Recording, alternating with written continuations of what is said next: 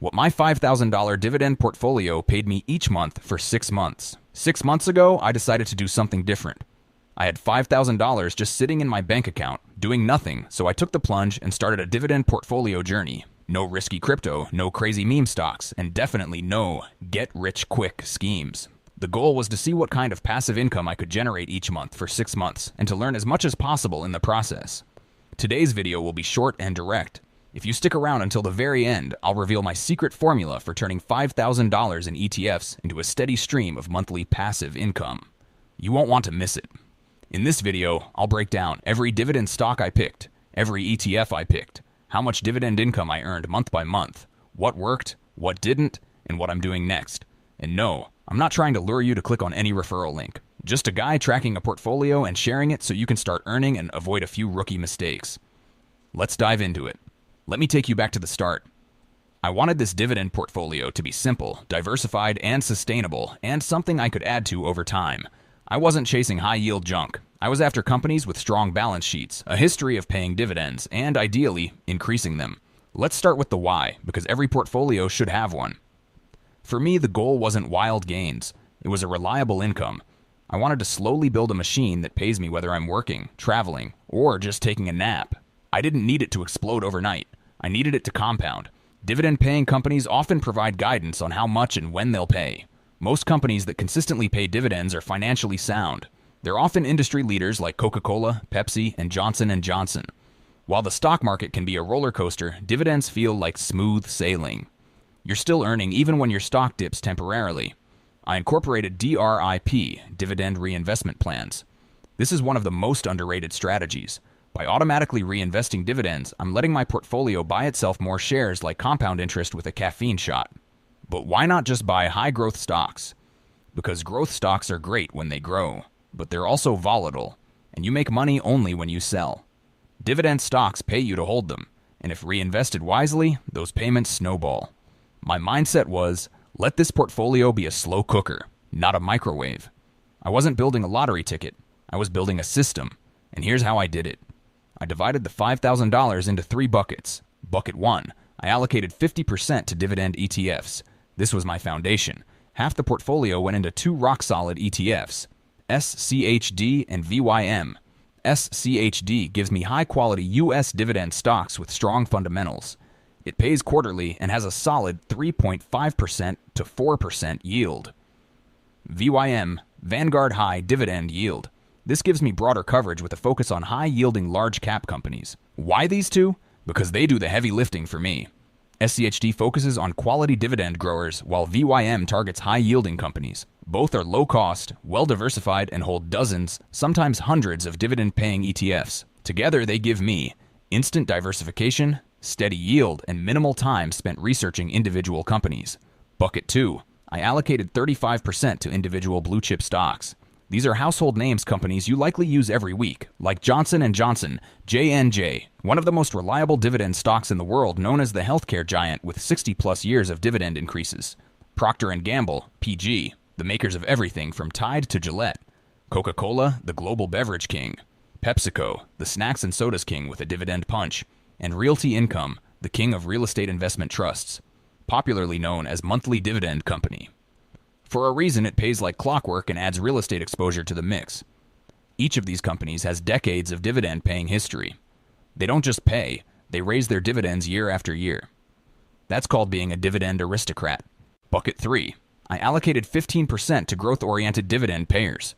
This part was more experimental. Growth-oriented dividend payers are made of Microsoft, MSFT, Apple, AAPL, and Starbucks, SBUX. Now these companies don't pay high yields, maybe 0.5% to 1%, but they have strong earnings, huge cash flow, and raise their dividends aggressively. I wanted exposure to companies that could grow and pay me, especially over the next 5 to 10 years. Here's the actual allocation I started with. SCHD, $1,250. VYM, $1,000. J&J, $500. PG, the Procter & Gamble Company, $400.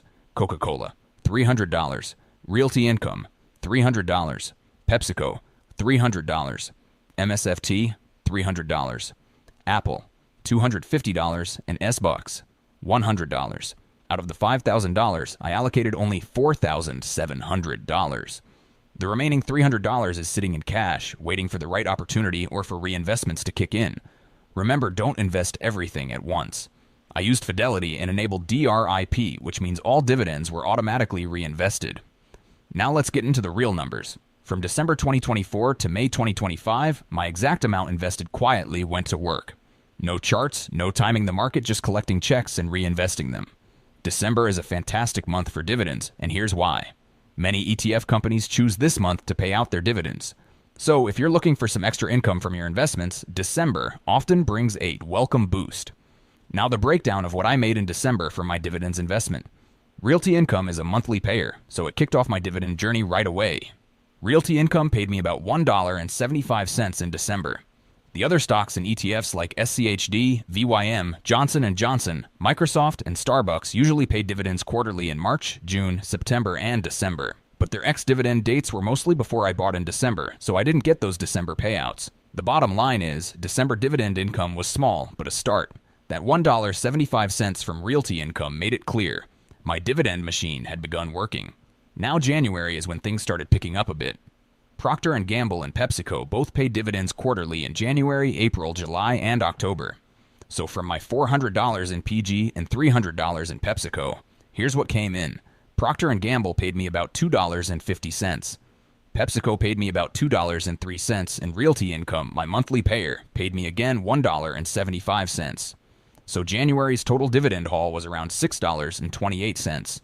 It's that steady drip that keeps you motivated, even when the amounts feel small. February brought Apple's dividend payout, since Apple pays in February, May, August, and November. My $250 investment in Apple earned me around $1.50. Realty Income came through again with its monthly $1.75. That's a total of $3.25 for February. Not huge, but again, it's about consistency and building the habit. March was the first big quarter of dividend payouts from heavy payers like SCHD, VYM, J&J, Microsoft, and Starbucks, all paying dividends in March, June, September, and December. Here's what I got from my allocations. SCHD, $1,250. Allocation paid roughly $10.94. VYM, $1,000. Invested paid about $7.50. Johnson & Johnson, $500. Allocation paid around $3.38. Microsoft, $300. Invested paid approximately 83 cents. Starbucks, $100. Allocation paid about 38 cents, and Realty Income kept paying its $1.75 monthly dividend. In total, March's dividends came to roughly $29.58, a solid boost to my portfolio's income. I love March. SCHD and VYM came in strong, and reinvestments from December bumped my payout slightly. This is compound growth in motion. What did you think I earned in April? Let's find out. April brought dividends from Procter & Gamble, PepsiCo, Coca-Cola, and Realty Income. Here's the breakdown. Realty Income paid me $1.75. Procter & Gamble, PG, paid $2.50. PepsiCo paid $2.10, and Coca-Cola paid $2.25, adding up to about $8.60 for April. A nice bump and proof that dividend income flows in waves based on payout schedules. Some months are about maintaining momentum. Even with low activity, I know those dividends are buying me more shares for bigger future payouts. What about May? Is it another sweet month for dividend investors? Let's dive in and find out. In May, Apple paid again along with Realty Income. Apple paid $1.50 and Realty Income $1.75. That's $3.25 total for May. Starting in December with just a small Realty Income dividend, the income steadily grew over the months as the quarterly payouts kicked in. From that initial $1.75 in December to over $29.58 in March. This is the power of dividend investing. It's about patience, consistency, and letting your money work for you. One dividend at a time. You could be pocketing $52.71 in half a year from a $4,700 dividend portfolio, totally passively, with zero worries about market ups and downs. Now, I know you are thinking, that's not life-changing money. And you're right. Yes. But this is how wealth builds. Quietly, consistently, and automatically. And if I let that $52.71 reinvest over and over, I'll never have to contribute another dime for it to keep growing. That's the beauty of compounding. If you want your dividends to compound monthly, check this video in the description where I revealed the only 5 ETF portfolios to pay you monthly. And trust me, it only gets better from here. Before I share what's next for my portfolio, let's talk about what not to do. I've made some of these mistakes myself, and I've seen others fall into the same traps. If you're just getting started, learn from them early. Chasing high yields. That 10% dividend stock looks juicy until they cut it 6 months later. High yields often signal risk. Maybe the company is in trouble. Maybe the payout isn't sustainable. In most cases, the higher the yield, the higher the danger. Instead of chasing yield, I chase quality. I want companies with strong balance sheets, consistent free cash flow, and a track record of paying and raising dividends. Next, not understanding payout schedules. People expect monthly payments from all stocks and then get disappointed. Many stock and ETFs pay quarterly, some pay monthly, and some only twice a year. That's why I mix monthly payers like Realty Income with quarterly giants like SCHD and VYM. Know your schedule and don't panic when a month feels a bit slow. It's all part of the rhythm. Putting all your money in one dividend stock is dangerous. Even putting it all in one sector is also dangerous. I've seen people go all in on high growth stocks. If that stock crashes, so does your money.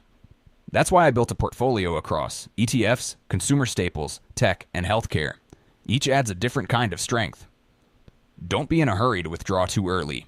I get it, seeing those dividends come in feels like extra money. But reinvesting is where the real magic happens. Spending them early kills your compound growth. If you don't need the income now, let it work for you. So what's next? I'm continuing to add $200 a month to this portfolio. That's my personal commitment. Not because I have to, but because I want this thing to snowball. Here's the plan. I will be adding to SCHD and VYM during market dips. I will increase my stake in Realty Income slowly. I will add a few new dividend growers, possibly Home Depot, and I will keep DRIP enabled for everything.